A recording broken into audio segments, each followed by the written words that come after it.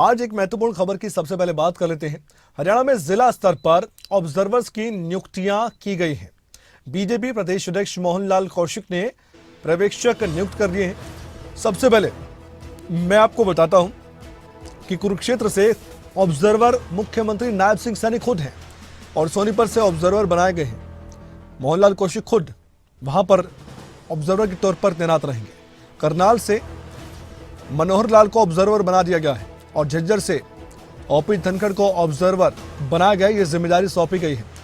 भिवानी से पर्यवेक्षक किरण चौधरी बनी है। तो ये जिम्मेदारी बड़े बड़े चेहरों की उनके कंधों पर दी गई है। सभी बड़े चेहरे हैं और इनको ऑब्जर्वर बनाया गया है। ऑब्जर्व करेंगे, जिला स्तर पर कामों को देखेंगे, बातचीत करेंगे। संगठन को मजबूत करने का प्रयास सभी के प्रयासों से हो रहा है, लेकिन ये जो दिग्गज हैं जिनका मैंने नाम लिया है, ये और भी ज्यादा ताकत पार्टी को दे सकते हैं और दे भी रहे हैं।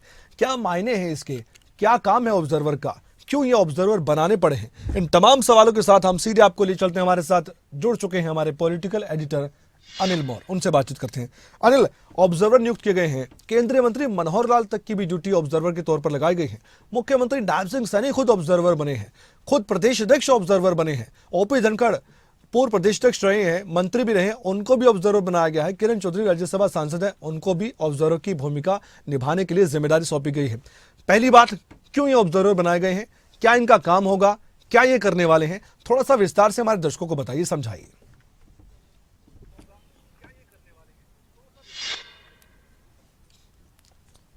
देखिए कमल, बीजेपी का देश भर में सदस्यता अभियान चल रहा है।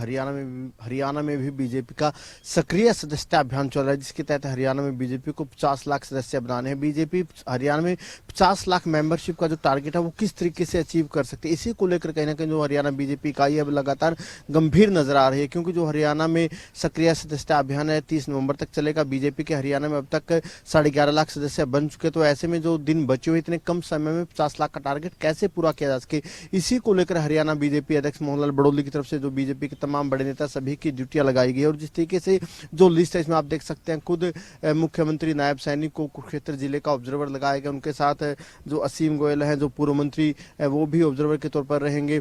तो आप अंदाजा लगा सकते हैं कि जब खुद मुख्यमंत्री ऑब्जर्वर है तो कहीं ना कहीं कार्यकर्ताओं में एक जोश भरने के लिए इस तरीके की जिम्मेदारियां तय की गई है। केंद्रीय मंत्री मनोहर लाल को करनाल जिले की जिम्मेदारी दी गई। करनाल के ऑब्जर्वर खुद केंद्रीय मंत्री मनोहर लाल को बनाया गया। इसके अलावा अगर बाकी जिलों की बात करें, पंचकुला से जो बीजेपी के संगठन के मंत्री हैं फणिंदर शर्मा, उनकी जिम्मेदारी तय की गई, उनको पंचकुला जिले की जिम्मेदारी दी गई। इसके अलावा अंबाला में कार्तिक शर्मा हालांकि कार्तिक शर्मा निर्दलीय सांसद है, लेकिन कहीं ना कहीं वो बीजेपी के काफी करीब है। तो कहीं ना कहीं उनको भी एक अहम जिम्मेदारी दी गई है बीजेपी की तरफ से। उनकी माता शक्ति रानी शर्मा कालका से विधायक है। इसके अलावा अगर बाकी बात करें, यमुनानगर में कंवरपाल गुर्जर, मदन चौहान को जिम्मेदारी दी गई है। तो कैथल से अशोक गुर्जर, पानीपत से अर्चना गुप्ता, सोनीपत में खुद मोहनलाल बड़ौली ऑब्जर्वर के तौर पर रहेंगे। इसके अलावा जवाहर सैनी जींद, कैप्टन अभिमन्यु रोहतक, झज्जर से ओम प्रकाश धनखड़ को जिम्मेदारी मिली है। सुभाष बराला को सिरसा की जिम्मेदारी है। तो हिसार की जिम्मेदारी कमल गुप्ता और सुरेंद्र पुनिया जो महामंत्री है प्रदेश के बीजेपी को, उनको ये जिम्मेदारी दी गई है। तो इस तरीके से आप देख सकते हैं बीजेपी के जो तमाम बड़े दिग्गज नेता है। भिवानी की बात करें, किरण चौधरी को जिम्मेदारी दी गई है। इसके अलावा रेवाड़ी लक्ष्मण यादव, दादरी धर्मवीर सिंह जो सांसद है, गुरुग्राम सुधा यादव, नूह से नसीम अहमद, कृष्णपाल गुर्जर को फरीदाबाद की जिम्मेदारी दी गई। तो आप अंदाजा लगा सकते हैं कि जो बीजेपी के तमाम बड़े दिग्गज नेता है, सभी दिग्गज नेताओं को कहीं ना कहीं पर्यवेक्षक की जिम्मेदारी दी गई है। मकसद सीधा सीधा यही है कि जो बीजेपी का सक्रिय सदस्यता अभियान है, इसको किस तरीके से और तेज किया जा सकता है। जो बीजेपी का 50 लाख का टारगेट है कि 50 लाख सदस्य बीजेपी को हरियाणा में बनाने हैं, वो किस तरीके से बनाए जा सकते हैं। शुक्रिया अनिल मौर्य इस खबर पर जानकारी देने के लिए। लेकिन बने रहिए, एक और खबर पर आपसे बातचीत होगी। चंडीगढ़ से ही बड़ी खबर है। मुख्यमंत्री नायब सिंह सैनी आज प्रेस कॉन्फ्रेंस करने वाले हैं और ये प्रेस कॉन्फ्रेंस 11:30 बजे होगी। हरियाणा निवास में प्रेस कॉन्फ्रेंस बुलाई गई है। आपकी जानकारी के लिए बता दें कि हर साल की तरह इस बार भी अंतर्राष्ट्रीय गीता महोत्सव होने जा रहा है।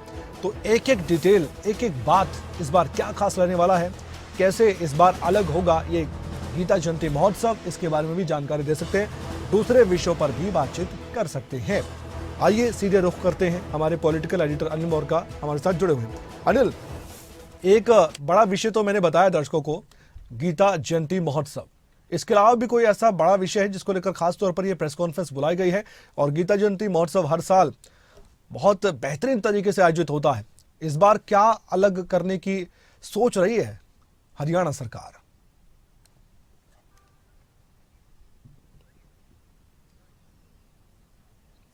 देखिए, बिल्कुल अंतर्राष्ट्रीय गीता महोत्सव हर साल की तरह धूमधाम से मनाया जाता है। हरियाणा या देश भर के तमाम राज्य ही नहीं, विदेशों में भी अंतर्राष्ट्रीय गीता महोत्सव की धूम होती है। और कमल, आज से कुछ साल पहले एक समय होता था जब गीता महोत्सव कहीं ना कहीं कुरुक्षेत्र के ब्रह्म सरोवर तक मनाया जाता था, लेकिन उसके बाद प्रदेश भर के तमाम जिलों में मनाया जाने लगा। और खासतौर से पिछले 10 सालों की बात करें, जब से बीजेपी सरकार है, तो इन 10 सालों में गीता महोत्सव को एक अंतर्राष्ट्रीय पहचान मिली। अंतर्राष्ट्रीय स्तर पर एक गीता महोत्सव मनाया जाने लगा।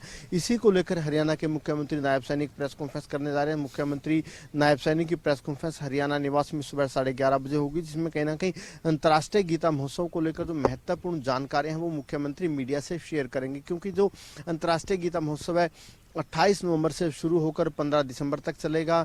और इस बार भी कहीं ना कहीं देश भर से, दुनिया भर से जो सैलानी हैं, पर्यटक हैं अंतर्राष्ट्रीय गीता महोत्सव में शरीक होने आते हैं।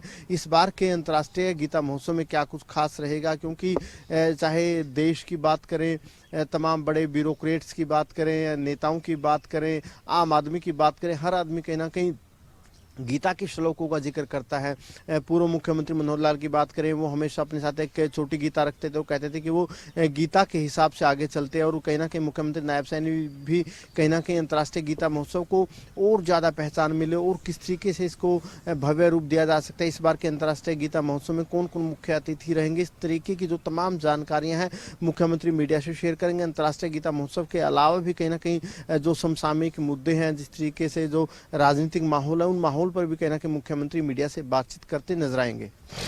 शुक्रिया जानकारी देने के लिए आपका, अनिल मोहन, इस खबर पर।